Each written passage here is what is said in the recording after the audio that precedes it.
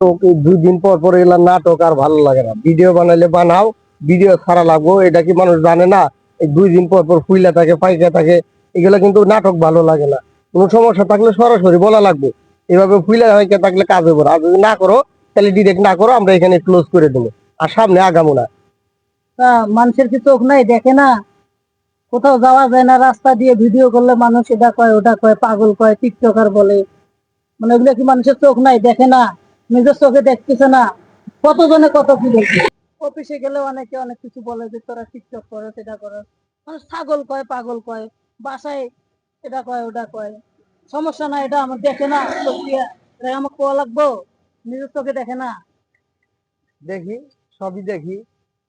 মানুষ অনেক কিছু করবো, মানুষের কথায় কান দিলে এখানে কাজ করা যাবে না। এখানে কাজ করলে ওই মানুষের কথা বাদ দেওয়া লাগবে। মানুষ অনেক কথাই করবো, কেউ আইসা তোমাকে এখানে কাজ করে দিয়ে যাবে না। কাজ করতে হলে ধৈর্য করা লাগবে। মানুষ অনেক কথা করবো, এগুলো শোনা লাগবে, ওইগুলো শুনলে এখানে কাজ করা যাবে না। আমি তো কাজ করবারই চাই, কিন্তু মাঝখানে কোনো বাদ দেওয়া যাইব না। করলে এটা একটা একটা না করে দেওয়া লাগবে। আমিও তো এটাই চাই, হোক করো, আমিও তো এটাই চাই যে একটা না করো, এখানে বাদ দেওয়া তো দরকার নাই। কথা দেওয়া লাগবে। মাঝখানে এই যে কাহিনী যে আর করবো না, ভিডিও হয় না, এটা হয় না, ওটা হয় না, এখন সময় দিতেছি। 2 দিন পর যদি বলেন যে আর হইব না, ওটা হইব না।